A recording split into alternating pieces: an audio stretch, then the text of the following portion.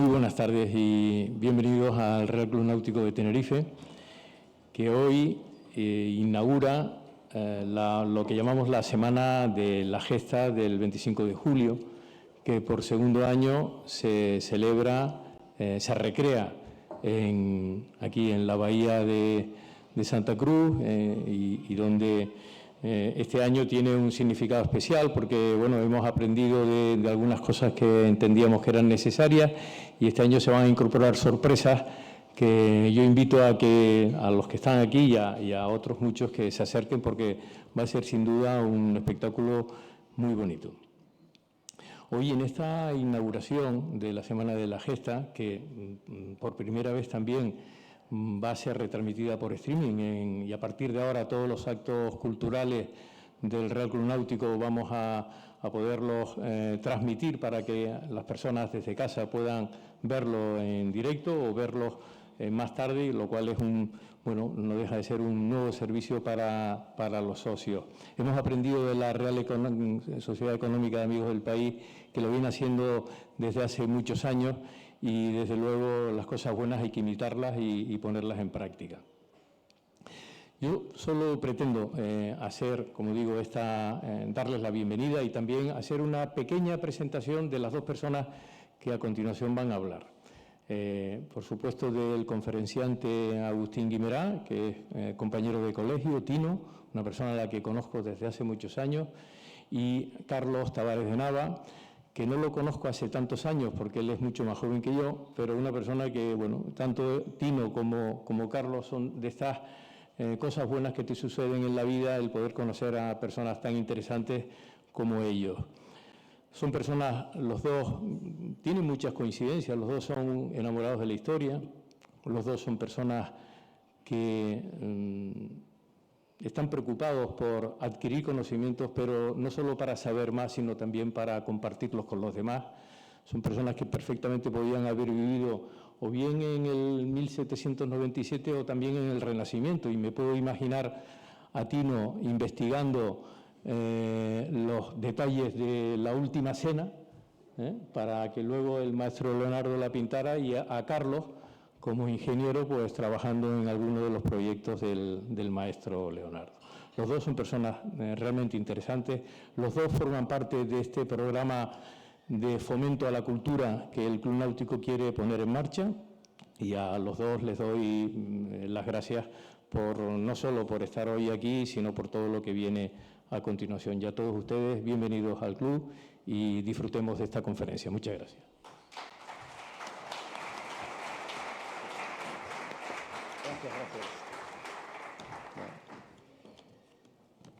Bueno, yo voy a hacer una breve introducción de Agustín Guimerá, rabina, que es doctor en Historia Moderna por la Universidad Complutense de Madrid e investigador científico del Instituto de Historia del Consejo Superior de Investigaciones Científicas, y estuvo en Madrid desde 1986, es decir, desde hace casi 40 años, y es miembro del Instituto de Estudios Canarios. Ha realizado estancias de investigación como profesor visitante en distintas universidades extranjeras y es miembro de la Real Academia de la Historia. Se ha especializado en Historia Marítima Atlántica durante la Edad Moderna y Contemporánea y es autor de numerosas publicaciones sobre empresa, comercio, navegación y puertos. Y bueno, hay una extensa lista de libros y publicaciones. Él me ha pedido que las abrevie un poco, como así ya pensaba hacer. Desde 1978 ya tiene publicaciones de la carrera de Indias, en los años 80 y pico tiene la empresa comercial irlandesa en Canarias, la Casa Hamilton, o sea, ya habla de los irlandeses, de los ingleses, del comercio, del Hotel Taoro, del turismo. Ya en 1998 saca un libro de la victoria sobre la escuadra de Nelson, Tenerife 1797. En los años 2002, 2003, 2004, 2005, pues saca libros de vino, de puertos de Europa, de Gravina, que era uno, ¿no?, de los comandantes españoles en Trafalgar, el liderazgo naval en ese tiempo, bueno, varias publicaciones de Trafalgar, Dios, Clan, Negocio, las memorias del comerciante irlandés Bernardo Valois, ¿no?, de la casa Valois Cologan, la casa Elder, en fin, son múltiples los libros sobre la misma temática. También coordinó y colaboró en varios libros colectivos de la misma temática, el reformismo borbónico, los puertos y sistemas portuarios, el sistema portuario mercantil, La Habana, Puerto Colonial, los puertos españoles, futuro, en fin. Para no extenderme mucho, paso a las últimas, o sea, ya entro en las últimas décadas en las que ha centrado sus investigaciones en la Real Armada del siglo XVIII, que estrategia, liderazgo y operaciones navales, y ha coordinado en colaboración con otros autores pues, varios volúmenes sobre el tema: Trafalgar y el mundo atlántico, El equilibrio de los imperios, de Utrecht a Trafalgar, Guerra naval en la Revolución y el Imperio, bloqueos y operaciones anfibias, liderazgo naval. Bueno, este es un trabajo para la Universidad de Westminster, que el título estaba en inglés, bueno, lo he traducido: Liderazgo naval en el mundo atlántico, la era de la Revolución y la Reforma. También para la Universidad La Sorbona en París, pues tiene otro trabajo de la Real Armada, la Marina Borbónica de España en el siglo XVIII, en fin, todo vemos que rota alrededor de los mismos temas, ¿no?, en los que se ha especializado. Luego ha sido coordinador de otras obras colectivas, la última, 2023, Trafalgar, una derrota gloriosa, y en sus inquietudes también ha desarrollado cientos de actividades, difusión histórica, conferencias, exposiciones, rutas culturales, artículos de prensa, entrevistas, guiones y entrevistas de radio y televisión, tanto en España como en el extranjero. Dirigió en 1997 los actos del Bicentenario en Santa Cruz de Tenerife de la gesta ante el ataque de la flota británica, comandada por Horatio Nelson. Ha hecho alguna incursión literaria, como su primera novela en 2011, titulada Tenerife, la nueva frontera, que trató sobre la conquista de la isla a finales del siglo XV y los inicios de la nueva sociedad. Bueno, ahora ya entrando más en el tema personal y para ya terminar, a Agustín Guimerá le gusta centrarse en analizar las personas, en los personajes que lideraron los distintos episodios históricos y también en el resto de los paisanos que eran los componentes de la sociedad en cada momento. En el análisis que hace trata de explicar, con la dificultad añadida de nuestra visión diferente de hoy, lo que nuestros antepasados sintieron y la trascendencia y las consecuencias de los hechos históricos que tuvieron lugar y que han determinado que en cada época haya existido un país distinto, con una mentalidad y valores propios. En una entrevista en informativos de televisión canaria de hace unos años, le voy a explicar que si viajáramos al pasado, solo un par de siglos atrás, a nuestro propio territorio, el choque cultural sería brutal. Lo mismo se podría decir de los británicos actuales respecto a los de 1797. En aquella época el Reino Unido aún no había anexionado la isla de Irlanda y la hegemonía naval británica aún no se había consolidado frente a Francia y España. Según ha contado el propio Agustín, la hegemonía naval británica realmente se consolidó a mediados del siglo XIX. Hoy nos hablará de 1797 visto por los británicos. Sin más dilación, con todos ustedes, Agustín Guimerá.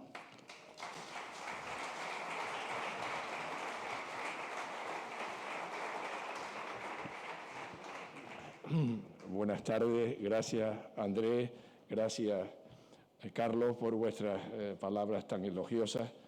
Queridos amigos, cuando yo era adolescente, mi familia vivía en el barrio del Toscal y cada amanecer del 25 de julio las baterías costeras de Almeida disparaban las salvas de ordenanza en honor de todos los héroes. Los cañonazos retumbaban en las montañas de Naga de una forma terrible, según mi recuerdo, y esto me hacía pensar cómo debe ser el combate en la madrugada del 25 de julio, cuando, según los testigos presenciales, hubo una cantidad de descargas de fusilería y de cañonazos durante 5 horas de aquella noche tan dramática. Había un amigo de mi padre que decía: Marco, se acerca el 25 de julio, otro palo al pobre Pepe Nelson. Estamos siempre dándole palos al pobre Pepe Nelson. En fin, ¿por qué es tan interesante en 1797? Por varias razones. En primer lugar, porque es una historia de sacrificio y de servicio a la patria chica, en este caso, a la comunidad. Por otra parte, es un análisis del humanitarismo que hubo después del combate, como ustedes saben y lo verán enseguida. Y por otro lado, estamos hablando de nuestros mayores. Si ustedes cogen y van hacia atrás 2 siglos, son nuestros quintos o sextos abuelos, están allá al lado, ¿no?, De hecho, el que les está hablando tuvo dos antepasados que lucharon en el combate y uno de ellos murió esa noche. Y luego es interesante conocer si hubo liderazgo o no. Es un tema que está en este momento de moda, con los retos que tiene la Unión Europea y la comunidad mundial ante los grandes conflictos que nos están asolando muy cerca de nuestra casa. Y por último, la alteridad, la importancia de ponernos en el lugar del otro, atravesar el espejo de Alicia en el País de las Maravillas e intentar ver cómo vieron, en este caso, los enemigos de aquel momento, vieron este combate. Y ese va a ser el motivo de mi charla. Vamos a avanzar. Bueno, el contexto es muy interesante. Con la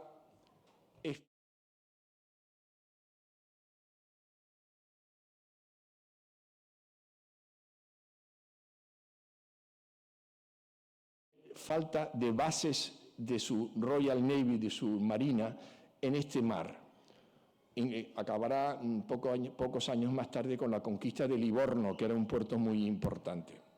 Por otra parte, la entrada de España junto a Francia en octubre de 1796 supone un palo muy duro para el Reino Unido, que de pronto se encuentra con que el aliado que había estado con ellos 2 o 3 años antes en la guerra contra la Convención Francesa, de pronto vuelve a ser su enemigo y se alía con una república regicida y absolutamente anticristiana, ¿no? Eso les hace que el almirantazgo ordene a Jervis, el gran almirante jefe de la escuadra del Mediterráneo, que se retire de ese mar y vaya a Lisboa, teniendo la base de la escuadra suya allí. En efecto, Jervis, que aquí lo tiene,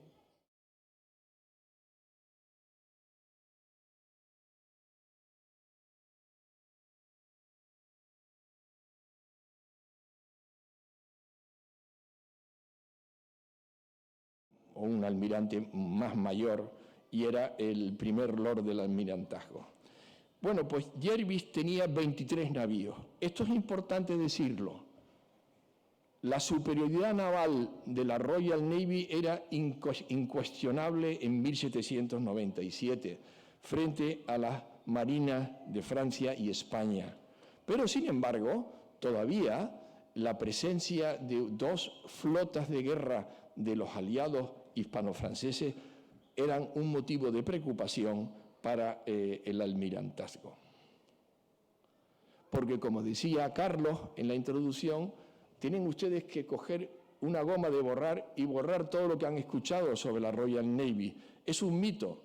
La Royal Navy tuvo muchos errores, muchos fracasos y tuvo que afrontar un duro camino para llegar a ser el poder hegemónico a mediados del siglo XIX, no antes. Entonces,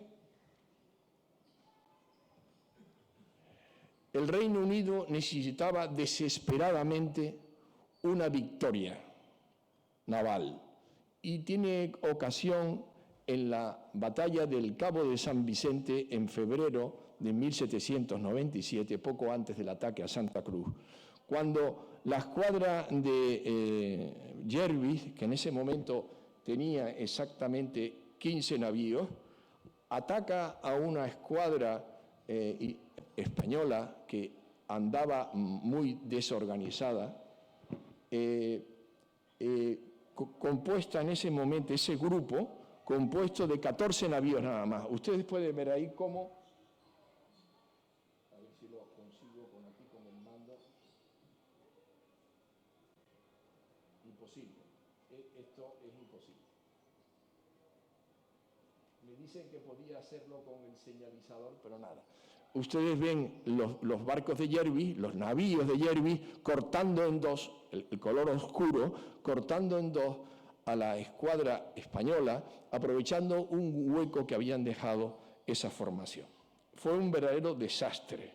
Se perdieron 4 navíos. Usted tiene que pensar que cada navío es un portaaviones de hoy. Es el instrumento tecnológico más sofisticado del siglo XVIII ilustrado. No voy a entrar en eso, que sería otra conferencia. Inmediatamente, bueno, aquí tienen una estampa de la época en la cual Jervis y todos sus capitanes, en el cual se ve en el centro, debajo de la columna, la figura de Horatio Nelson, y todos los capitanes que consiguieron esa victoria sobre los españoles, que los llamaban en aquel momento los dons, por aquello de que ellos pensaban que los españoles tenían ese tinte de orgullo de llamarse don Agustín, don Andrés, don Carlos. Era en un momento en que la intención hostil se convierte en una hostilidad abierta. Esto es propio de una guerra, ¿no? Porque los británicos se quedaron consternados cuando vieron que de pronto sus aliados de hace un año se han convertido en enemigos aliándose con los republicanos franceses. Pero las cosas no acaban ahí. Esto fue una gran victoria, muy esperada por el gran público británico, pero las cosas se ponen peor en los meses siguientes. En abril hay un motín de la marinería en Spithead, que es un fondeadero que está en Portsmouth, que esto lleva consigo el peligro de que la Royal Navy no cumpla su misión de defender el Reino Unido. Y fue una verdadera hecatombe. De hecho, el navío que trae Nelson a Santa Cruz, el Teseo, el Theseus, como dicen ellos, era uno de los barcos cuya marinería se había amotinado. Y Nelson, con el capitán Miller, que también viene a Santa Cruz, pues los pone en orden y los pone en disciplina en la bahía de Cádiz. Pero además empiezan las conversaciones de paz entre Francia y Austria, con lo cual los británicos se quedan descolocados. Ellos quieren también hacer la paz antes de que le ganen la partida las otras potencias, porque ya también ellos estaban cansados de la guerra, que no había traído grandes resultados desde el punto de vista estratégico. Es decir, estamos hablando de un año que fue un año, le llaman ellos, annus horribilis de la Royal Navy. Y ahí se produce el ataque a Santa Cruz.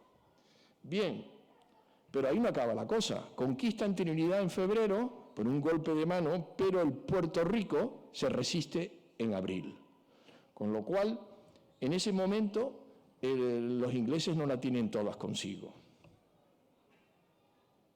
Y entonces Jervis fue uno de los primeros que impuso el bloqueo cerrado a los puertos del enemigo, cosa que luego se prolongaría durante todas las guerras napoleónicas. Aquí ven ustedes la bahía de Cádiz, que era el puerto más importante del comercio con América, con 70.000 habitantes, con la concentración más importante del negocio americano, y se ve bloqueado por la escuadra de Jervis con aquellos 23 navíos.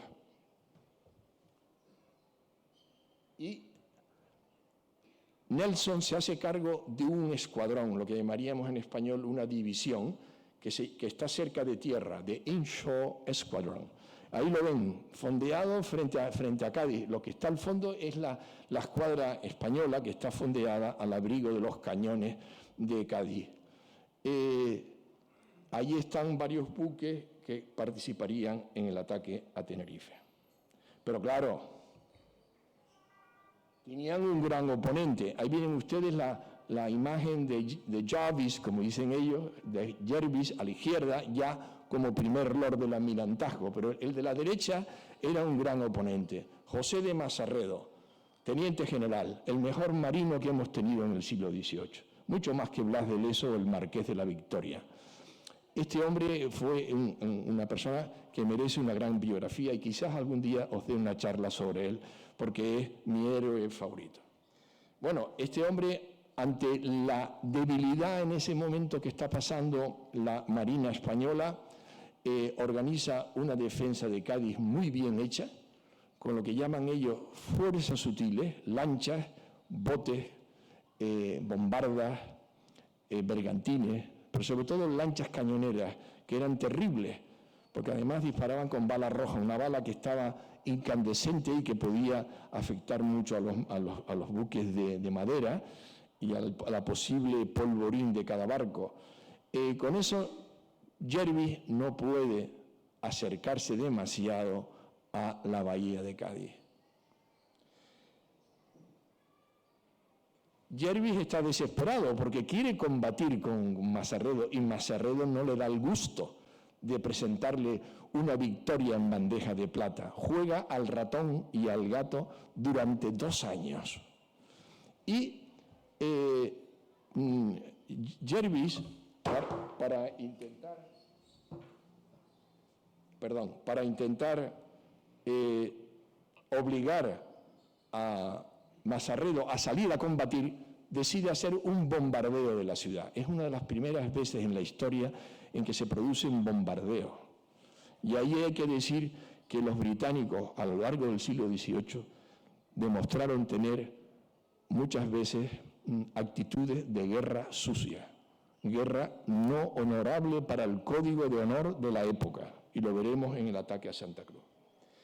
Y entonces, tienen ustedes el famoso ataque dirigido por el propio contraalmirante que había ascendido Nelson, el 3 de julio, acercando una bombarda a Cádiz para bombardear la población apoyado por lanchas, y aquí tienen un combate cuerpo a cuerpo con una barca de española que fue muy importante, y ahí ven ustedes una visión romántica después de la muerte de Nelson de un pintor británico en que lucharon cuerpo a cuerpo y el contraalmirante estuvo a punto de perder la vida 3 veces en ese combate.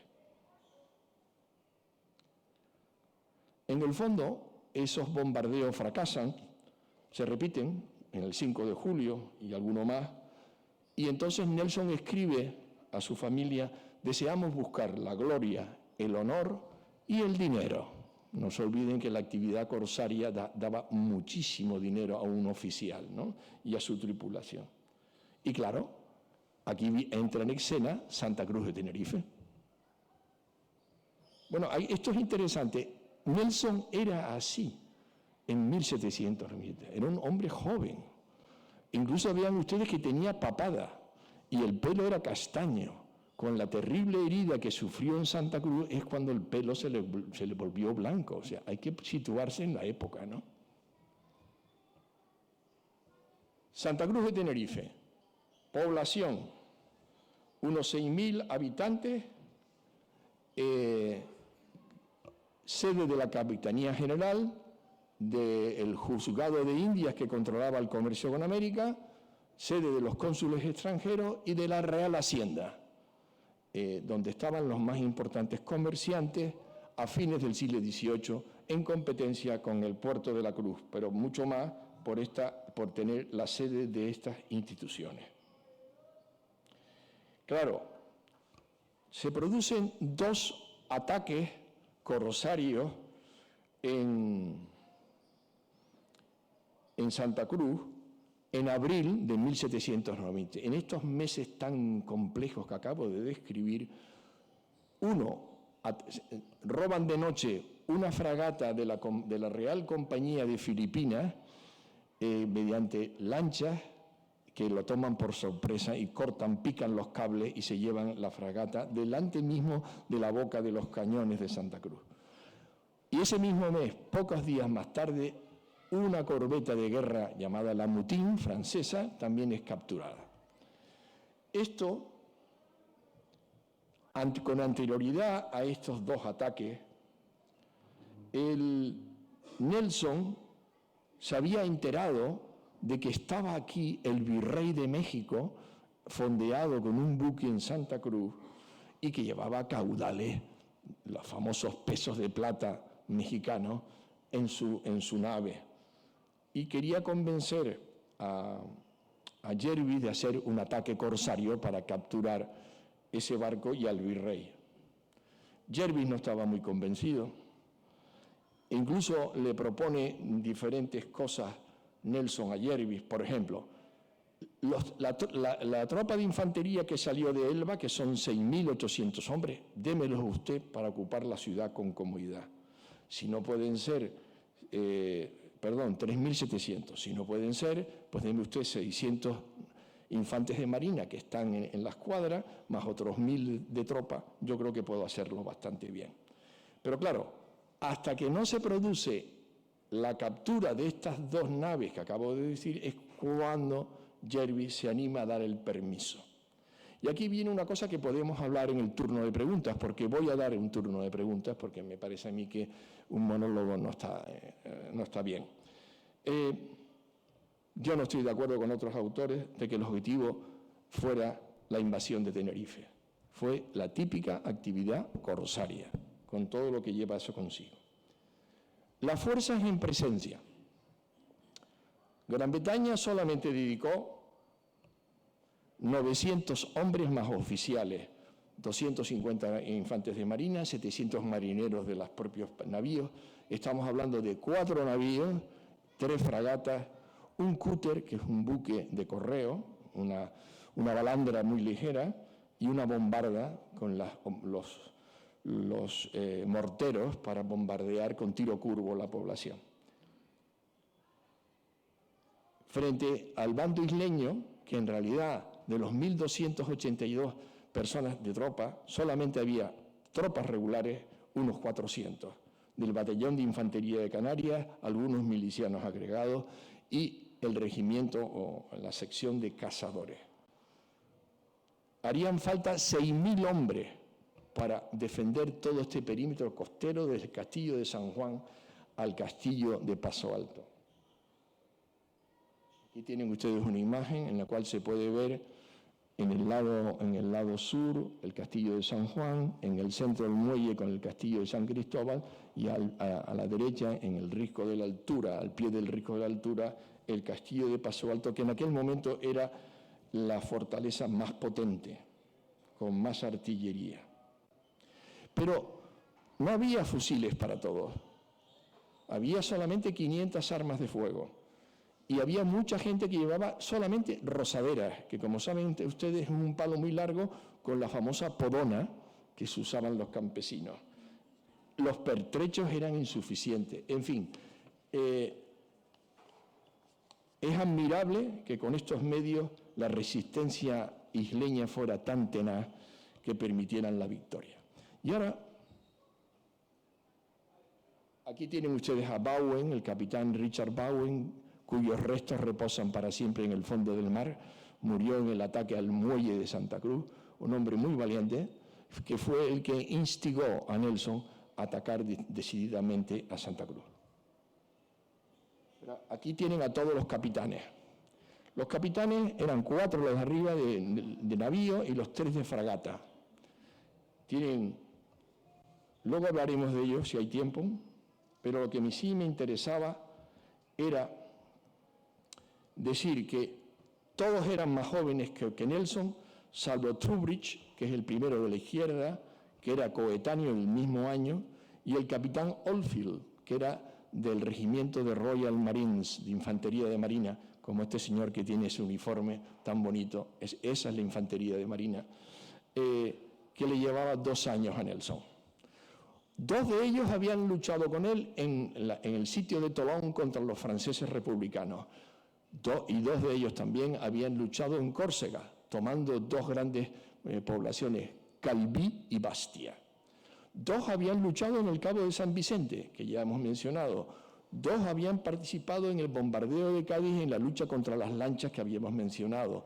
5 de los 8 habían luchado después en el combate de Abukir, como ustedes saben, que fue al año siguiente, en 1798, y 2 de ellos combatirían en la batalla de Copenhague en 1801. Con lo cual estamos hablando de lo que llaman ellos The Band of Brothers, una gran hermandad en torno a Nelson, que era su líder.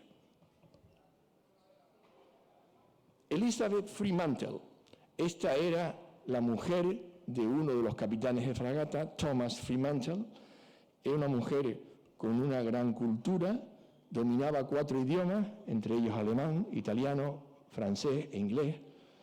Se casó muy joven con Thomas en Nápoles, delante de Lady Hamilton y William Hamilton, el embajador británico. Sabía pintar, sabía música, tocaba muy bien el arpa, y fue la que nos dejó un gran testimonio del ataque. Aquí tienen ustedes el plan de campaña. Él pretendía Como pueden ver a la derecha está el fondeadero del Bufadero, donde están hoy en día el muelle de contenedores y aquellas grandes grúas, ¿no? El fondeadero.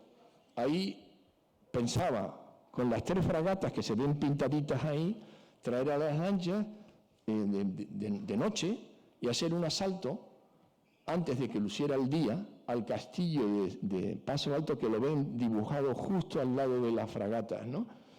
Y también dibuja las alturas. Ahí ven ustedes el risco de la altura y la montaña cercana, que es la Mesa del Ramonal, donde también se podía atacar desde ahí y bombardear la ciudad de Santa Cruz.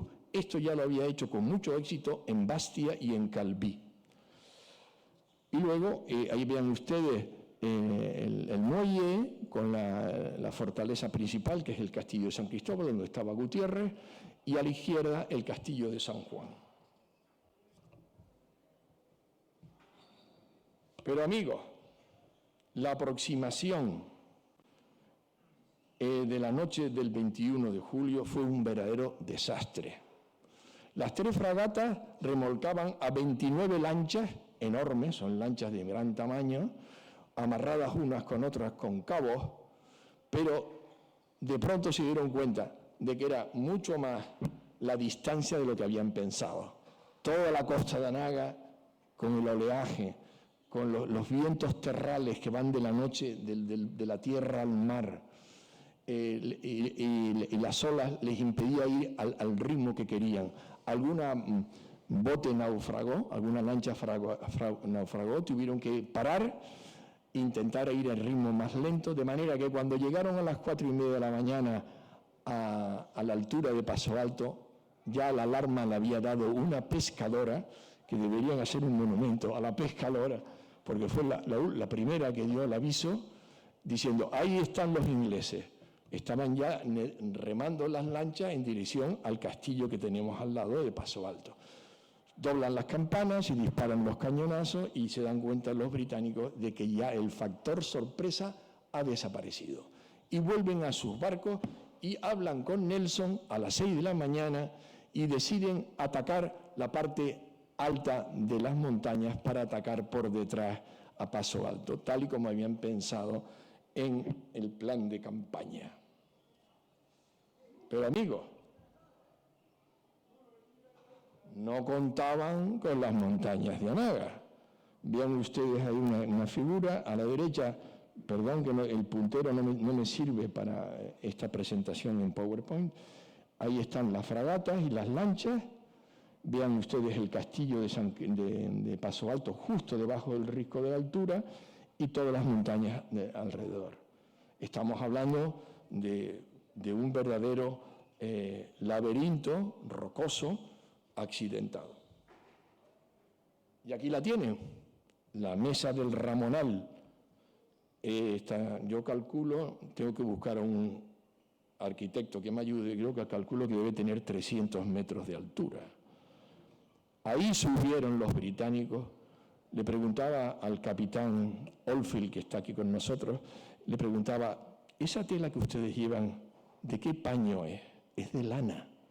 El 22 de julio, con esa lana, con los fusiles que están colgados allí en la pared, según entran, con la munición, con las cantimploras, llevando un cañón más pequeño que los que tenemos aquí en el vestíbulo, pero un cañón de 4 libras que tuvieron que llevarlo a rastras por estas sendas con un calor insoportable.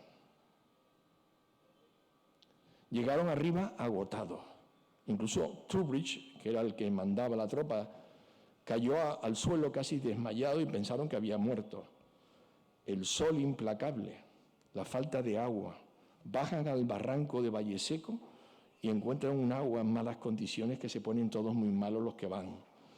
Encuentran unas uvas ridículas, pero están sometidos a los disparos de los guerrilleros, de la avanzadilla, de los isleños que han subido inmediatamente al risco de la altura, unas fuerzas importantes de unos 200 hombres, con un cañón de campaña tirado por 20 milicianos y animados por un cabo, que es el barrio de la Alegría.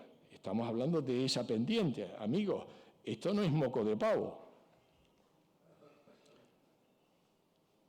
El humor británico sale en ese momento a la luz. Hubo gente que dijo en voz alta, $20 por una cantimplora de agua. Estaban desesperados. Uno de ellos murió de un golpe de calor. Al final se dan cuenta de que el barranco de Valle Seco le separa entre la montaña del Mesa del Ramonal, el Risco de la Altura y el castillo de Paso Alto. El desembarco ha sido un desastre. Y deciden, a la caída de la tarde, volver a sus fragatas y a sus navíos. 2 de ellos, como mínimo, mueren despeñados en esas... A la derecha verán ustedes los acantilados que todavía se pueden ver. Mírenlos ahí a la derecha. Por ahí. De noche, a tientas, porque la noche era muy oscura, pues se mataron 2 marineros. Llegaron todos agotados y frustrados.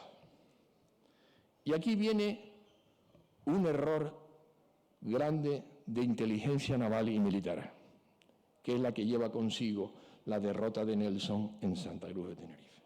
Un prusiano, que es el empleado del cónsul francés, deserta y le dice a los capitanes de Nelson que la población de Santa Cruz es muy fácil de tomar, que solo hay 300 soldados regulares, que están todos muertos de miedo, que es muy fácil. Y esta opinión, que yo creo interesada por alguna razón, pues, y la frustración que tienen todos los capitanes, les hace llevar a hablar con Nelson y lo convencen para que haya un ataque frontal. Y Nelson, como hizo en Trafalgar, atacó frontalmente el muelle y el castillo principal para partir el frente en 2.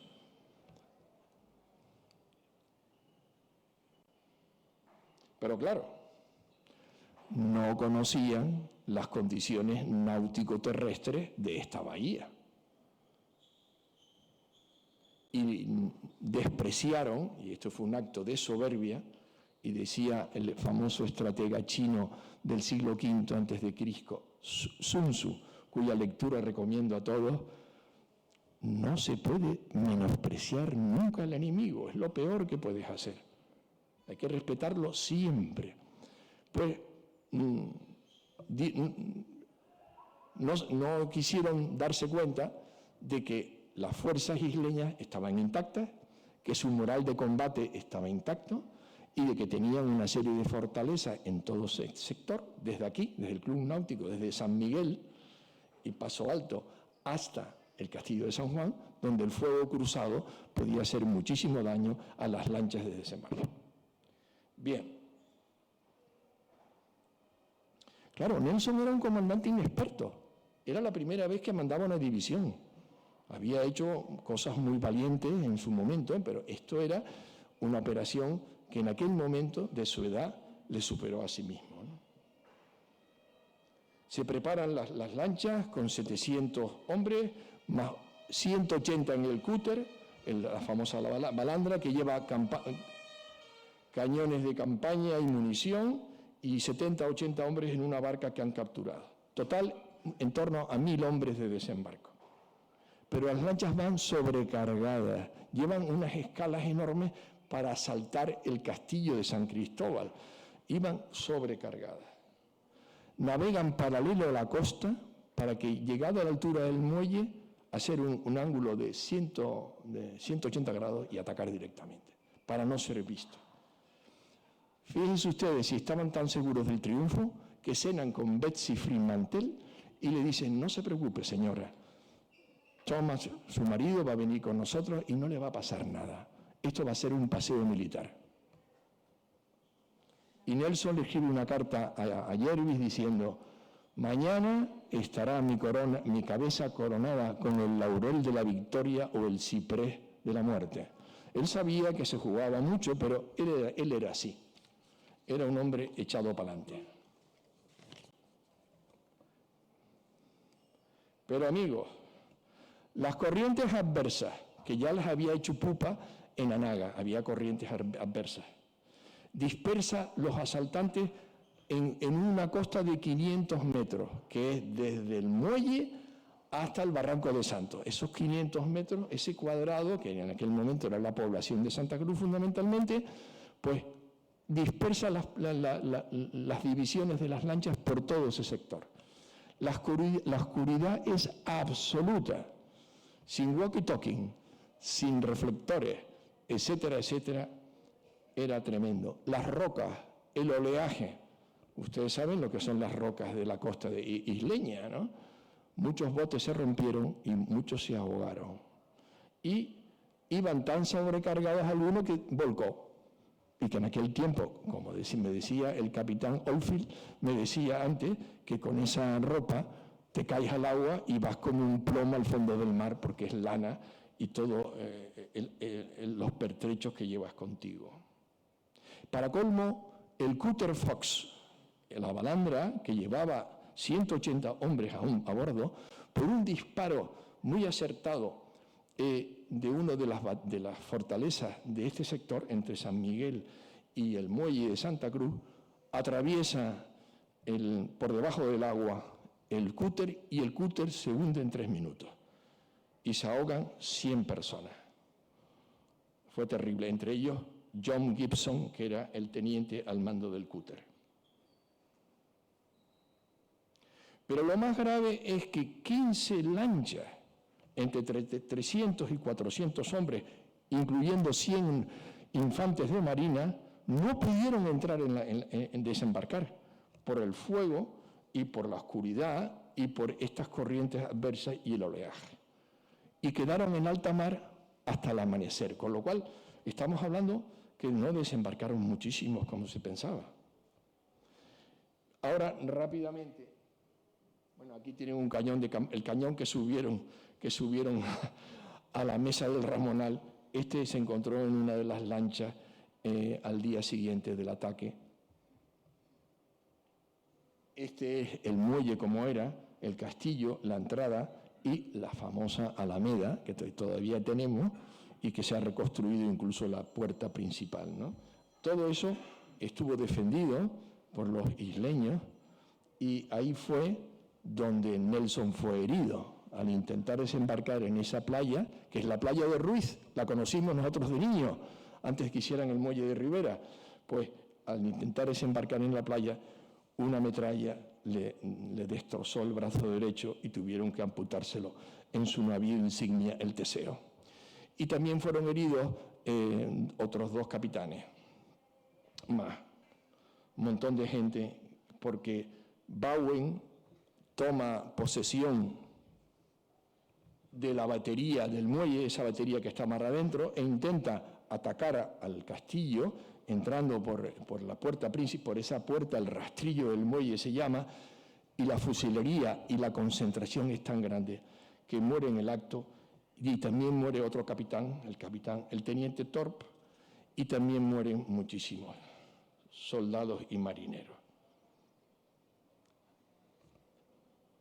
El combate en el muelle ha terminado. Se cogieron 35 prisioneros. Pero, bueno, aquí tienen una lancha que se usó en la recreación del año 1997, para que se hagan una idea de lo que estamos hablando, ¿no? Ahí tienen la famosa imagen romántica de Nelson herido. Bueno, esto vamos a ir rápido porque yo creo que llevo hablado 40 a 45 minutos, quiero terminar cuanto antes. Hay una serie de combates aislados. Lo importante es que, por un lado, un grupo mandado por Trowbridge y Wallace, el capitán Wallace, van a lo que es la Plaza de la Candelaria, que se llamaba la Plaza de la Pila, y ahí 80 hombres se forman en orden de batalla y el tipo este se monta un farol, manda a un sargento parlamentario al castillo, que como pueden ver está pegado al muelle, y le pide la rendición de la ciudad. Gutiérrez duda, pero le llegan informaciones de que la fuerza principal isleña, que es el batallón de infantería de Canarias, está intacta y que hay que seguir luchando contra el enemigo que está disperso por toda población. Y entonces retiene al sargento, porque un sargento no está a la altura de un capitán general, lo retiene prisionero y no lo devuelve. Mientras tanto, Hood y Mula desembarcan, como pueden ver a la izquierda, el Barranco del Santo. Y ahí reciben un castigo tremendo del batallón de infantería de Canarias, que les pega ellos se forman en línea de batalla con esos fusiles y con un cañón violento, le llaman un cañón de campaña como los que tenemos aquí, a un lado, y en plena oscuridad empiezan a tirar, y durante media hora tiran, y hasta que las lanchas de Hood y Miller se retiran, porque les han hecho muchísimo daño, no pueden avanzar. El batallón de infantería de Canarias recibe órdenes de volver a la Plaza de la Candelaria y va por el borde de la mar, tiene un par de combates en la playa, en la desembocadura del Barranco del Aceite, la calle Barranquillo, la altura del Cabildo. Ahí tiene un combate muy importante, pero sigue adelante hasta la plaza. A las 4 de la mañana estaba controlado todo. Mientras tanto, Hood y Miller se habían metido, por equivocación, en la plaza de la iglesia, que la ven a la derecha, la línea roja de la derecha. Se equivocaron de plaza. Nelson los había convocado en la Plaza de la Pila, en la Plaza de la Candelaria, y se equivocaron de plaza. Era noche oscura y unos prisioneros los llevaron por mal camino. Después de esperar allí un largo tiempo por su jefe, por Nelson, y Hood y Trubridge y Waller están en la Plaza de la Candelaria esperando por su jefe, que no viene, deciden irse todos al sector occidental y se reúnen, como pueden ver por las flechas rojas, se reúnen frente al convento de Santo Domingo, que es el actual Teatro Guimerá. Y aquí viene lo de la guerra sucia británica, el deshonor. Según un testigo, el regimiento de milicias de La Laguna, al frente de su teniente coronel Juan Bautista de Castro Ayala, un hombre muy mayor, 70 años, van con tambor batiente y banderas en columna hacia el convento de Santo Domingo, pensando que no están los ingleses ahí, porque aquello era un laberinto oscuro y no sabía la gente dónde estaban amigos y enemigos. Y de pronto ven un bulto de gente formada frente al convento y dan una contraseña en francés y es contestada en francés. Pero los ingleses están guardando silencio y cuando llegan a la altura de los ingleses hacen una descarga a bocajarro y matan al teniente coronel Castro Ayala en el acto. Pero solo quedaban de los ingleses desembarcados 340 hombres. De ellos solamente 80 con fusiles, todos los demás con picas, con sables, con hachas. Y fueron rodeados inmediatamente por el batallón de infantería de Canarias, por milicias y por paisanos que les disparaban desde las ventanas, desde todas las esquinas. Incluso 2 cañones de campaña que les llaman violentos, que disparaban y se retiraban, con lo cual los marines no podían alcanzar esos cañones. Los británicos están desesperados. No tienen noticias de Nelson, no tienen noticias del resto de sus compañeros y le mandan un ultimátum a Gutiérrez diciendo de que como no se rindan, incendian el convento y preparan toda una serie de mechas de pólvora que solo con un pistoletazo hubieran quemado el convento de Santo Domingo. O sea, no se andaban con chiquitas. Pero Gutiérrez no le hace caso. Manda un segundo, un tercer ultimátum, pero ya les llegan noticias de que el Cutter Fox se ha hundido con todos los hombres y que las lanchas que estaban en alta mar, que intentaron llegar a tierra, fueron bombardeadas desde el castillo de San Cristóbal y desde la propia batería del final del muelle, hundiendo 3 lanchas y se retiran. Con lo cual ya no tienen escapatoria. El pueblo de Santa Cruz, mandados por el comandante de Marina, destruyen todas las lanchas que hay en la playa y ya no tienen escapatoria. Y entonces empieza el toma y daca. El toma y daca entre los británicos y Gutiérrez. Y al final Gutiérrez dice, mire, estos locos temerarios, así se define en muchas fuentes, estos locos temerarios, vamos a ver que se vayan, no los puedo tomar prisioneros porque no puedo quitarles las armas, que se vayan con sus armas, con sus tambores, sus banderas, y que se comprometan a no molestar a Santa Cruz ni a las Islas Canarias. Esta división, no es una escuadra, es una división, porque es pequeña. Y así llegan a una capitulación muy interesante. Hay muchos textos que traía, pero no, el tiempo me ha comido, ¿no?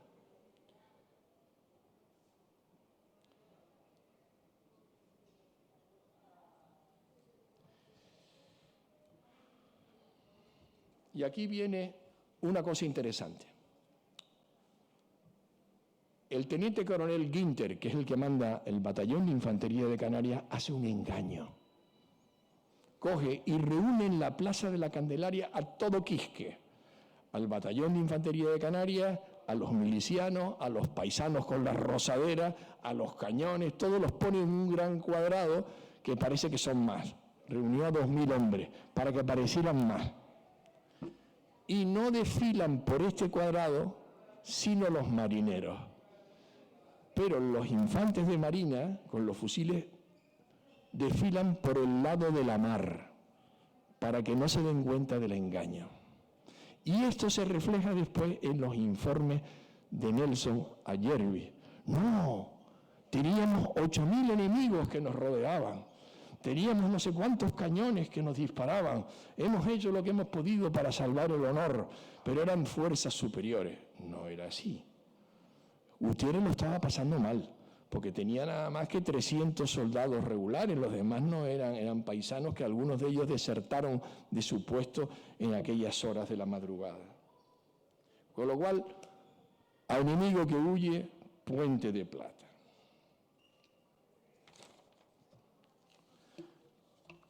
Y para terminar, viene una cosa muy bonita, que es el humanitarismo.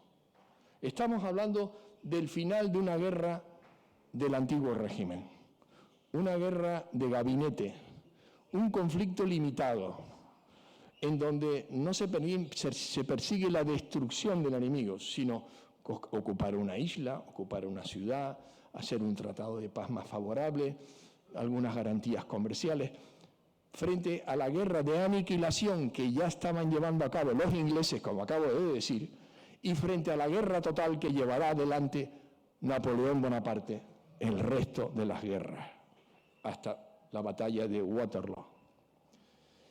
Y entonces el humanitarismo se demuestra enseguida. Nada más llegar al muelle, se les da pan y vino a los marineros, a los oficiales que están hechos una lástima, con esos uniformes de lana llenos de sal, sucios, después de una noche de combate. Lo dice uno de ellos, ¿no? Les dan limonada helada y les dan bizcocho. Y los invita a comer Gutiérrez. Y dice, no, venimos mañana, excelencia, porque estamos viendo que el vino le está haciendo efecto a los marineros y mejor controlarlos en los navíos que no aquí. Y así fue. Les dieron botes de pesca para llevarlos de nuevo a la escuadra que estaba fondeada en el bufadero. O sea, estamos hablando de 2 horas y media de boga, ¿no? A los heridos se los lleva a los hospitales para curarles y al día siguiente se van reembarcando en la escuadra. Y Gutiérrez permite que cualquier fruta, cualquier alimento que necesite la división de Nelson será suministrado de forma equitativa. Todo esto le lleva a Nelson a escribir la famosa carta que le escribe a Gutiérrez dándole las gracias y mandándole, como ustedes saben, un queso Stilton, que les recomiendo que lo prueben, que es muy rico, que es típico de la Royal Navy en aquella época, y 2 barricas pequeñas de cerveza. Y Gutiérrez le contesta que él ha cumplido con su deber, no solo un deber moral porque ha acabado la batalla, sino como cristiano, él utiliza la palabra hermanos, ¿no? Y le manda 2 barriquitas de Malvasía, que no está mal, en aquel tiempo el Malvasía canario estaba en todas las principales mesas de los reyes de Europa.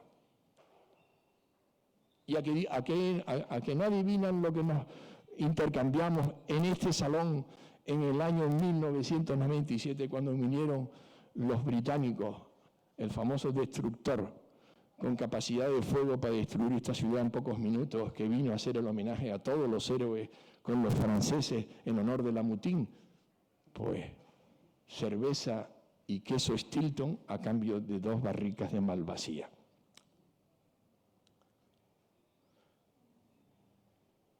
Las bajas fueron tremendas en el campo británico, 25% aproximadamente. Esto le lleva a Nelson a una depresión. Y sus cartas a Jervis son terribles. Yo soy un manco, ya me retiro, yo nunca voy a ser útil a mi rey, etcétera, etcétera.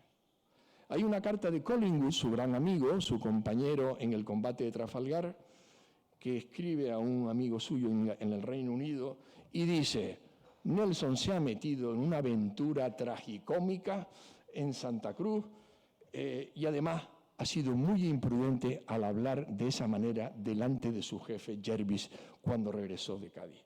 Tengan en cuenta que había muerto Bowen, que había muerto John Gibson, el teniente del cúter, que había tenido exactamente 251 bajas entre muertos, ahogados y heridos. Estaba muy deprimido. ¿Qué pasó con los capitanes? Permitidme 5 minutos más. ¿Me dan permiso? Porque creo que es bonito terminar esta historia con ella. La vida incierta de un oficial, en este caso de un oficial de marina. Troubridge muere en 1807 en un huracán en Madagascar, cuando va a tomar posesión del mando de una parte de la escuadra de la India. Hood, qué casualidad, pierde el brazo derecho en la batalla de Algeciras en 1801 y acaba sus días en la India como contraalmirante. Thompson pierde su pierna en el combate de Copenhague y a partir de ese momento ocupa puestos de carácter administrativo. Mela, un gran capitán que nos ha dejado una relación fantástica del ataque a Santa Cruz, murió 2 años más tarde de Santa Cruz de Tenerife, en el sitio de Acre en 1799, al igual que el capitán Oldfield de los infantes de marina. Wallace, no sabemos de él. Sabemos que murió en 1818, después de las guerras napoleónicas, con lo cual sobrevivió a su generación. ¿Y qué pasó con Fremantle? Fremantle, estoy trabajando la correspondencia privada de él, que está en posesión de la familia.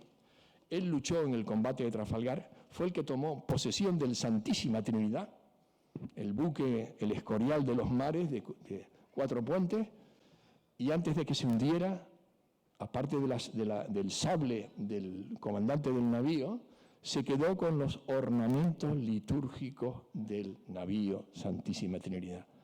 Y yo he tenido la suerte de tenerlo en mis manos. Pero me dijeron: Agustín, prohibido hacer fotografías. Ahí están todavía. Espero que algún día vayan a algún museo porque se lo merece. Betsy tuvo varios hijos que sus descendientes siguieron la carrera militar naval hasta el siglo XXI. En definitiva, la memoria colectiva del combate hace que estos personajes, no solo nuestros héroes, los que murieron y que sufrieron, que son unos cuantos, 24 muertos y 35 heridos, estos personajes están unidos para siempre a nuestra memoria. Algunos están en el fondo del mar, para siempre. Yo creo que debemos seguir recordando estos acontecimientos y espero que se rescate el monumento que hicimos en el año 1997, en el cual se reprodujeron las cartas intercambiadas entre Nelson y Gutiérrez y representaba el monumento a una mujer del pueblo, una pescadora, llorando por la muerte de su hijo. Muchas gracias.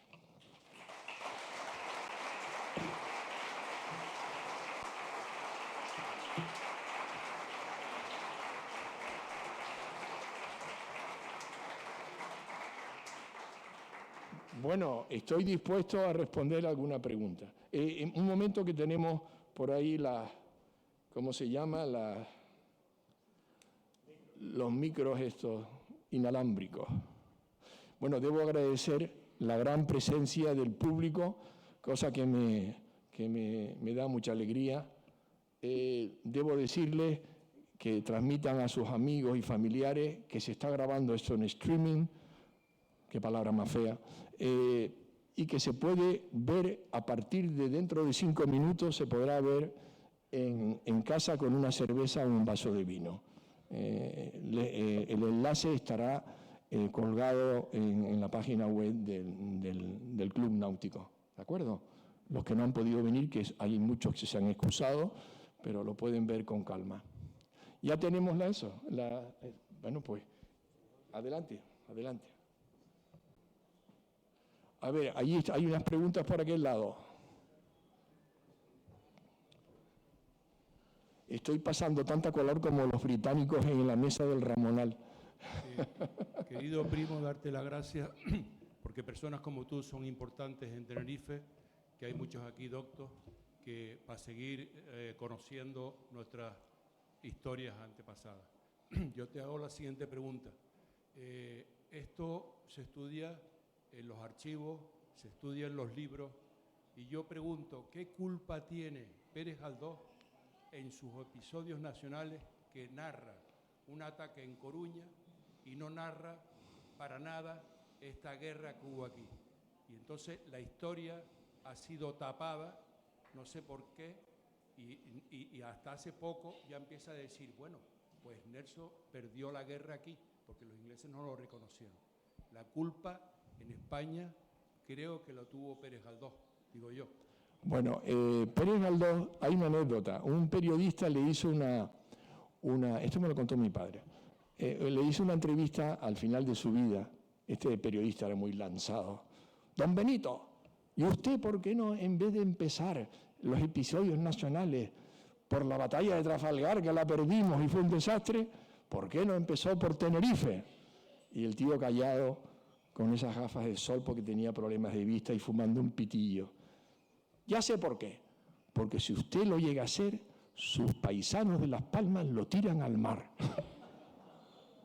Reacción de don Benito, pinchando en la barriga. ¡Ah, puñetero! Otra.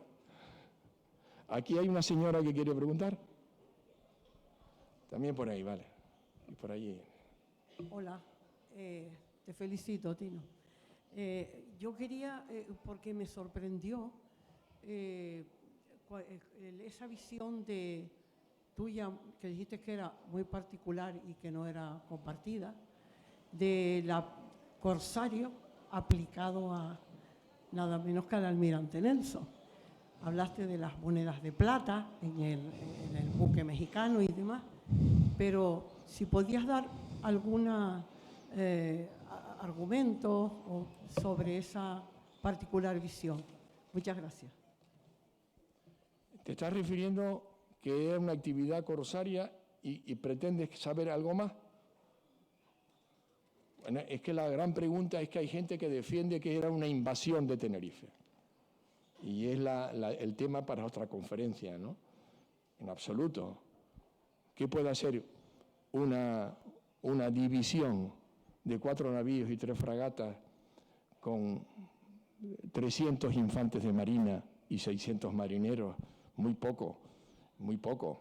Ellos querían robar la segunda fragata de la Real Compañía de Filipinas, todos los caudales que había en la ciudad, todas las mercancías de los comerciantes, pedir una contribución fuerte a Tenerife y, si podían, para todas las islas antes de irse.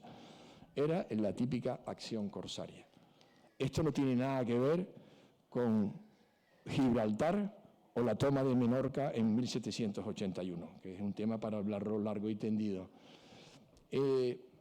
No se olviden que la moneda de plata hispana, porque es de la monarquía hispánica, era la moneda más importante del momento, como hoy el dólar. Y se usaba para pagar la balanza comercial desfavorable con China. Es decir, la primera globalización que unía la carrera de Indias del Atlántico con el galeón de Acapulco y el galeón de Manila, hacía que este circuito mundial, la plata mexicana, era vital. Y la plata del Potosí, en el virreinato del Perú, era la moneda más codiciada. De hecho, si tú pagabas en pesos de plata, tenías un sobresueldo de 33%, te valía más que cualquier moneda. El peso corriente, que se usaba para contabilidad, pues el peso fuerte que llamaban costaba 33% más. O sea que ellos perseguían el dinero, era una forma de apresurar la paz. Es decir, si yo asalto al comercio, si yo bloqueo los puertos del enemigo, los ciudadanos, los comerciantes, los navieros pedirán la paz a su rey. Era otra forma, otra estrategia para conseguir sus objetivos. No sé si te he contestado. Hay un señor ahí al fondo que levantó la mano, por favor.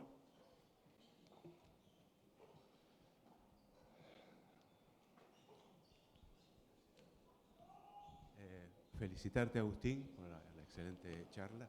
Nos hemos conocido un par de veces ahí. Sí, lo sé. No, tengo una duda un poco relacionada con esto último, en el sentido de que los británicos pensaban que esta era una... No, más cerca, simplemente más cerca. Sí, los británicos pensaban que esta era una plaza fácil de tomar, ¿no? Y como tú estás diciendo, pretendían pues robar ese dinero que estaba en esa fragata, que me imagino que estaba en el puerto, ¿no? de Santa Cruz. Y para mí, pensando con eso, pues podían haber atacado esa fragata, hubieran causado un montón de miedo en Santa Cruz y luego tomar la plaza. ¿Por qué ir allá lejos al Bufadero con todas esas montañas y después todo eso, ¿no? Viniendo por toda la costa? Bueno, me parece un poco, ¿no? Un poco loco. Él tiene una explicación. Una fortaleza de piedra armada con cañones de bronce o de hierro son terribles para un buque de madera y de lona y cordaje.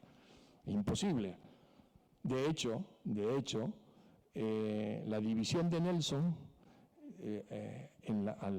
al comenzar el día 25 de julio, cuando ya se había firmado la capitulación aquí, derivaron hacia el norte y se pusieron a tiro de cañón de la torre de San Andrés. Le metieron una andanada de cañonazos al Teseo, al buque de Nelson, intentaron las fragatas apoyar y la bombarda acercarse a tierra, también les metió una andanada y tuvieron que retirarse. Era muy difícil luchar contra la piedra, ¿no? Gracias. Aquí hay también un señor.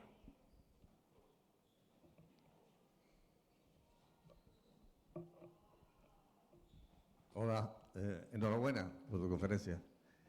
Hay un par de temas que pueden dar juego aquí sobre lo que estabas comentando, ¿no? Del ataque a Tenerife. Bueno, obviaste a los franceses, pero no hay tiempo para eso. Si tuviera Messi de Cali aquí, estaría protestando. Es que he hablado atrás a los ingleses. He hablado de la visión británica. Sí, claro, la visión española es otra, y francesa es otra conferencia. Está claro. De hecho, están incluidos los 100 marineros de la Moutin, de la corbeta La Moutin, están incluidos en los 400 hombres de tropas regulares. Sí, bueno, el tema no era exactamente, pero hay dos puntos interesantes. Nelson tenía 28 años, por ahí. Tú destacaste que era un joven, efectivamente. 28 años contra almirante. Llevaban un navío, imagínense ustedes, 28 años, ¿no? Creo que hubo un pique entre los otros capitanes. Estaba Hood, estaba Towbridge, estaba Fremantle, hubo un pique alrededor, no sé si fue Hood el que más le dijo, yo entré por aquí y me llevé la Moutin, y esto es pan comido también. Y dejaron dos franceses aquí. No sé, toda la marinería quedó aquí. Y la oficialidad en tierra, ¿no? Y hubo como un reto ahí para que efectivamente Nelson bajara en primera línea. pero por juventud, ¿no? Porque eran esos jóvenes oficiales orgullosos de la Royal Marine, ¿no? Bueno, Y se picaron unos- puede ser. Y de hecho, ya hablé de la lucha que hubo con las lanchas en el bombardeo de Cádiz el 3 de julio. Que un contraalmirante se implique en una lucha cuerpo a cuerpo en unas lanchas en la oscuridad de la noche, esto no es propio de un jefe. Lo que pasa es que tanto allí como aquí había que dar ejemplo para levantar la moral de la tripulación, porque había habido los motines de Spithead pocos meses antes, y había que dar ejemplo, meter a la gente en la disciplina. Había que meterlos a toda costa, y no solo con castigo y con medidas de fuerza, sino también con el ejemplo. Entonces, Nelson siempre quiso ir en primera línea. Y el otro tema, aparte de la juventud, era que efectivamente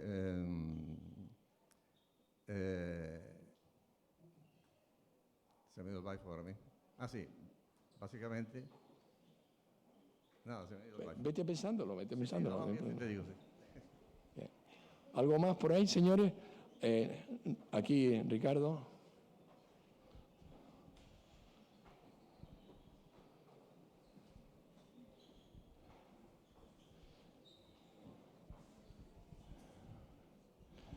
Muchas gracias. Muchas gracias, Agustín, como siempre brillante. Gracias. Pero yo recuerdo hace quizás 20 años o un poco más un artículo tuyo en algún periódico El Día o de aquí, en el que se titulaba algo así como el héroe de la batalla contra Nelson fue el teniente Francisco de Grandi. ¿Francisco? De Grandi. Grandí, como dicen ellos, Grandí, como decía Cola Benítez, Grandí. Pero él era español, o sea, tú sabes que no. Y como no has hecho ninguna mención a este personaje, pues me extraña. Bien, pues mira. Porque recuerdo que lo ponía, el héroe de la batalla fue el teniente Francisco de Grandi. Bueno, yo he corregido esa afirmación tan rotunda. Bueno. Simplemente, hubo un colectivo de héroes. La plana mayor de Gutiérrez no estuvo a la altura de las circunstancias. Ahí tienen a Gutiérrez de uniforme de coronel. No estuvo a la altura de las circunstancias cuando Trubridge manda al sargento parlamentaria a intimar la rendición de Santa Cruz. Estaban, como dicen ellos, acollonados. Y en ese momento Markelly, el ingeniero Luis Markelly, tenía un carácter muy fuerte. Dijo, no, esto no, aquí hay que ir a por ellos. Y viene un teniente de la bandera de recluta de La Habana, Vicente Sierra, que viene del Barranco Santos, ya tomado prisionero, y trae noticias frescas del batallón de infantería. Le dice, mi general, además se lo dice con unas expresiones soldadescas y respetuosas con un capitán general. Dice, no, a por ellos, están dispersos, tal igual. Hay muchos héroes, Ricardo, hay muchos. Luego están los milicianos que hicieron partidas de guerrillas por todo el sector de la calle Cruz Verde, calle Doctor Alart. Toda esa parte la batieron en 15 minutos se pillaron a todos los ingleses que había allí. Luego, cuando rodearon el convento de San Francisco, también colaboraron en las labores de cerco. Luego hay muchísimos. José de Guesala, que tenía un caballo y estaba comprometido para hacer misiones de correo, al final toma el mando de una partida y da leña a los ingleses. Así hay montones. El teniente coronel Juan Bautista de Castro Ayala, que muere en actos de servicio. Hay muchos. Por ejemplo, los que van a las altas montañas de Anaga, los que suben al risco de altura, pero es que no he contado, porque no había tiempo, de que van por la laguna y con el alcalde de Taganana y los vecinos se sitúan en el roque de la fortaleza que está por encima de la mesa del Ramonal. Con lo cual, si los británicos se llegan a ocurrir internarse por la isla, por esas montañas, hubieran caído en una trampa. Hay muchos. Están todos en este libro que publicamos en el motivo del Bicentenario, en el cual hablo de uno por uno todos los que hay. Yo les recomiendo que lean las fuentes que hay del ataque, que están publicadas por la tertulia del 25 de julio, son 2 volúmenes. Ahí pueden encontrar toda la información. Ahí hay aquí atrás. Bueno, veo que está despertando interés. No pregunten mucho porque se va a enfriar el vino. A mí me gusta porque esto es una ocasión de conocer en la historia y de compartir, ¿no? ¿Qué tal? Hola, Eden. Yo quisiera saber si en algún momento,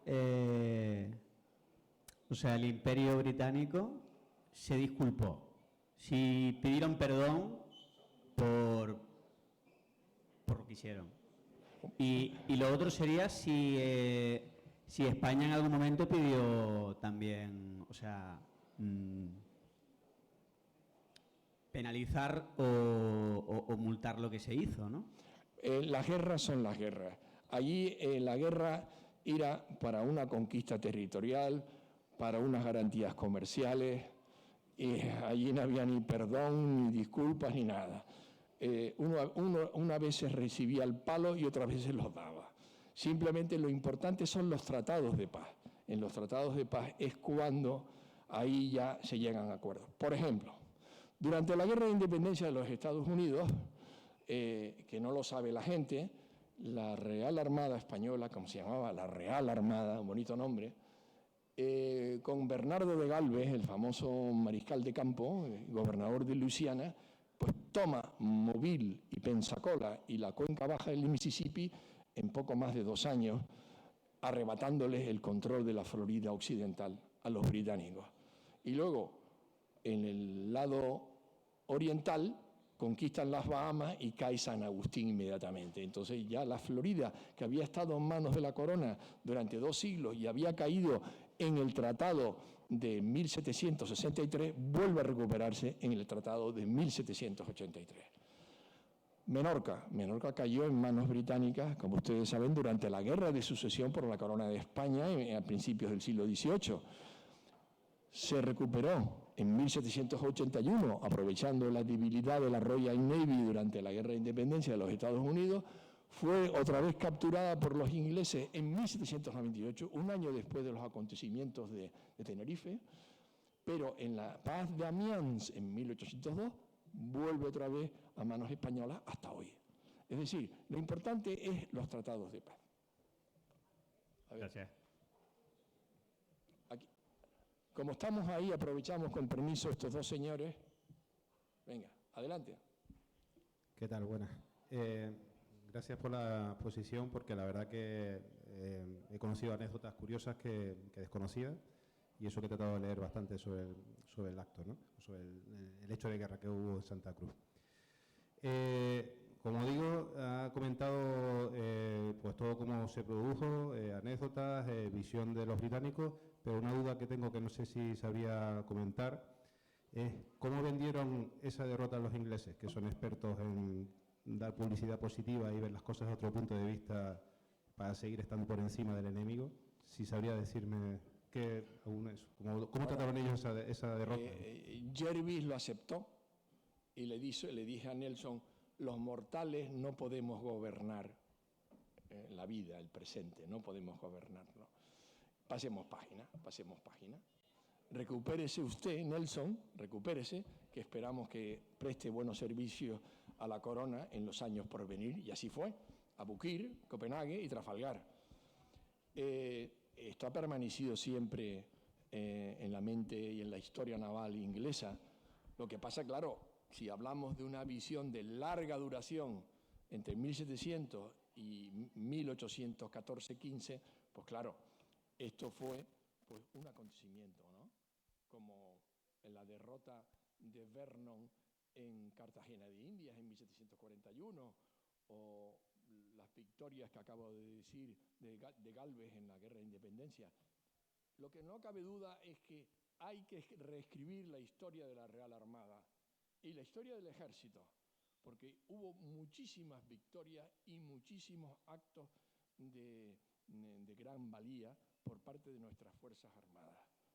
Que las cosas no eran tan fáciles en aquel momento, que estamos viviendo después de Trafalgar y la historia es otra cosa.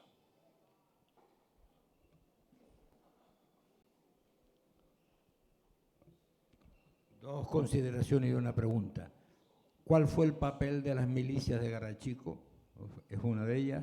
Otra, ¿qué pasó con la leyenda del famoso cañón Tigre? Y otra, si fue un ataque de piratas al puerto, ¿estamos ante una gesta o el 25 de julio no fue una gesta? Bueno, vamos a empezar por la última. Yo creo que si quieren usar la palabra gesta me parece muy bien, porque es que hubo muchos muertos y heridos y fue un susto de 1000 pares de demonios. Ustedes imagínense una población de 6.000 habitantes dedicadas al comercio, a la navegación, a los negocios, al contrabando, que de pronto ven ahí 4 navíos, 3 fragatas, una bombarda, un cúter y 1000 hombres dispuestos a todo. Cuando en aquel momento sabían que Cádiz estaba bloqueado por la escuadra de Yerby y que habían tenido la derrota del Cabo de San Vicente meses antes. Fue terrible. O sea, no me importa usar la palabra gesta. Yo hablo siempre de la victoria de Tenerife, no solo de Santa Cruz, sobre la división de Nelson. Y en ese sentido, aquí hay personas que también son orotavenses de pro y que analizan todos los muertos y todos los heridos, y hay de todas las milicias de la isla que dieron su vida y se sufrieron por su isla, con lo cual a cada uno su honor. Las milicias, no voy a entrar en detalle, hubo milicianos que desertaron de sus puestos, claro. Cuando empiezan a saltar británicos, como este capitán de infantería de marina que tienen ustedes aquí al lado sentado, con las picas, con los sables, con los fusiles dispuestos a todos. Además, venían con un cabrero sordo porque habían sufrido muchísimo en el desembarco. Un desembarco anfibio en aquella época era complicadísimo, mucho más que hoy, y más en aquella costa de la época. No se olviden de lo difícil que fue el desembarco en Normandía en 1944, y estamos hablando de una tecnología muchísimo más desarrollada. Entonces, claro, la avalancha de ingleses que empiezan a saltar por todos lados, a un miliciano que aunque se entrena una vez a la semana o una vez al mes, pues muchos desertaron. Y Gutiérrez los perdonó. Los oficiales fueron a buscarlos, los trajeron de nuevo al pueblo y colaboraron en el cerco a Santo Domingo, y pasó página Gutiérrez. Porque hemos ganado, pasemos página. Era un acto corsario. Hay que distinguir pirata de corsario. Un corsario tiene una patente de corso de su majestad firmada. Un mercante, por ejemplo, Amaro Pargo, el gran figura nuestra, es un corsario, es un comerciante que arma su buque con cañones y se dedica a dar caña al enemigo, y es un corsario con patente. Entonces, estos eran la Real Armada, de la Royal Navy, por sí mismos, eran corsarios al servicio de su rey. Unas veces con ataques con escuadras, otras veces fragatas, otras veces buques más pequeños para cortar el tráfico del enemigo, robar embarcaciones como ocurrió en Santa Cruz. ¿Y alguna pregunta más había? El Tigre, bueno, es una buena pregunta. La estaba esperando, como diría un pedante. Aquí viene el amigo Grandy. Grandy fue el que sugirió al comandante de artillería de San Cristóbal de abrir una tronera que apuntara a la playa de Ruiz, porque estaba desguarnecida. Había troneras apuntando al mar y al muelle, pero no había apuntando a la playa. Y ese cañón, cargado de metralla, fue el que hirió a Nelson, el que mató e hirió a muchísimos enemigos. La leyenda pone al Tigre como ese cañón. ¿Vamos a dejarlo en leyenda? No está seguro, no hay documentación que lo demuestre. Pero gracias a la leyenda es el único cañón que queda de esa época. Porque todos los demás, con la crisis del siglo XIX, de nuestra querida Hacienda y de las Fuerzas Armadas, se han perdido.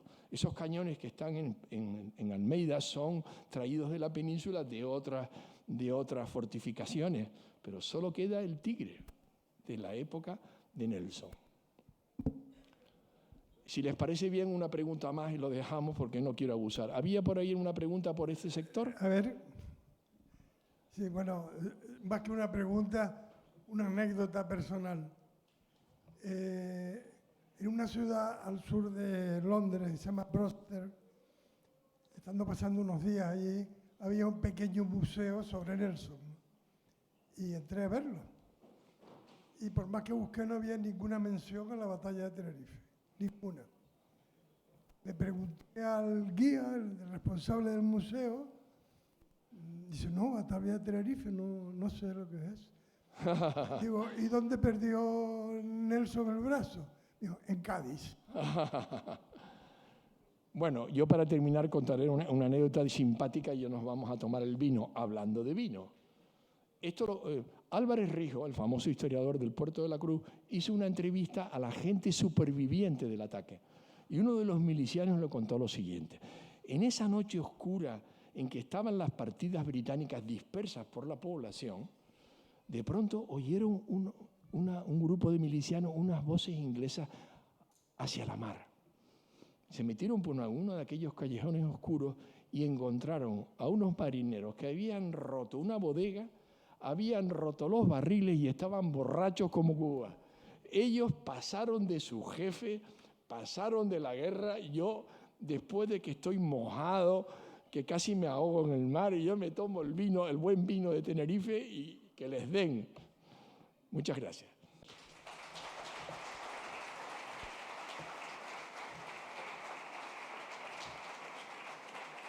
Sí, una cosa solo, que le vamos a entregar un detalle a Agustín Guimerá de parte del Club Náutico. Me gustaría llamar a la Asociación de la Gesta también, para que participen también en la entrega del regalo, y aprovechar para recordar que el sábado hacen una recreación de 8 a 8 y media más o menos de la tarde, y les pedimos a todos que vengan también, aparte de la conferencia este jueves del documental de Carlos Payés. O sea que los actos de la Semana de la Gesta, pues ya que son personas interesadas en la historia, pues les agradecemos que vengan.